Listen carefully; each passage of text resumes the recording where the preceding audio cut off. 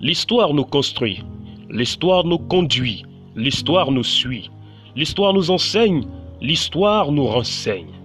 Mais notre histoire doit nous servir de leçon pour mieux vivre notre présent et construire un bel avenir. Dans mon pays, nous voulons vivre à jamais dans une paix durable. Nous voulons être dans l'amour infini dans nos rapports avec nos semblables. Nous voulons être plus solidaires qu'aucun peuple l'est. Nous voulons, main dans la main, construire notre pays de sorte à être la première puissance de notre continent sur tous les plans.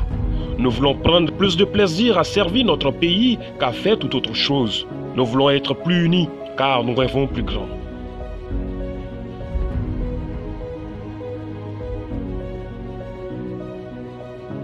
Dans mon pays, tout comme dans la plupart des pays inscrits dans le système démocratique et fonctionnant avec le régime présidentiel, nous avons, comme indiqué dans notre constitution, à choisir nos dirigeants et autres représentants par des élections. Bientôt nous irons dans les urnes. La plupart du temps, à cette période, naît assez de bruit qui nous font perdre de vue l'essentiel. Bruit, nous n'en voulons plus. Incompréhension, nous n'en voulons plus. Il faut donc que chaque citoyen pense paix, parle paix et agisse avec paix. À ce mot des 4 lettres, donnez le sens que vous voulez. Prenez ce qui est juste pour vous.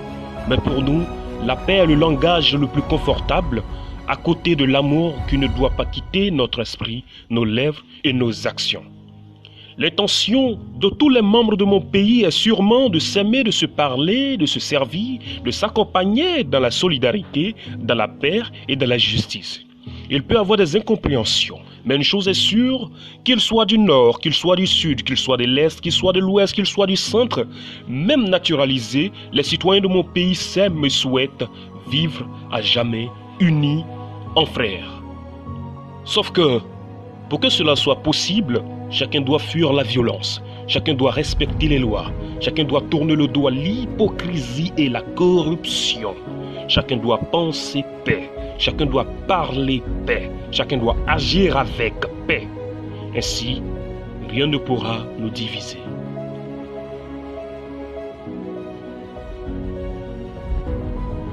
Les légions de mon pays, remplies de vaillance, ont relevé sa dignité. Ses fils, fiers artisans de sa grandeur, tous rassemblés pour sa gloire, le bâtissent dans le bonheur en vue d'en faire la patrie de la vraie fraternité. Pour amplifier la transparence, il est temps de rappeler que pour participer à la vie politique, économique et sociale interne de mon pays, chaque citoyen doit respecter les procédures guidées par nos lois. Il est temps de rappeler que, quel que soit celui qui remportera une élection, c'est mon pays qui gagne, c'est tout le monde qui gagne, peu importe son parti politique. Il est temps de rappeler que les seuls désirs de nos concitoyens sont le pardon, la solidarité, l'union, la paix et le développement. Il est temps de rappeler que la grandeur et la force de mon pays dépendent de l'engagement de chacun de ses fils et filles sans distinction. Il est temps de rappeler que, désormais, chacun de nous doit s'appeler paix. Nous devons rester unis.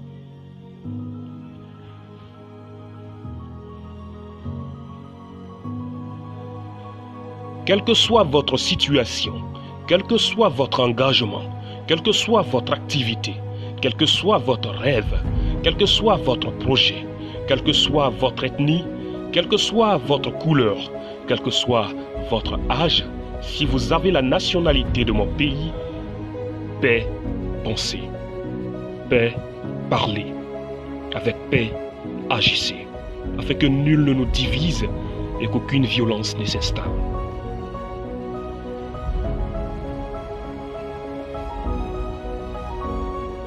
Pensée de paix, Konanyamie Kwaku.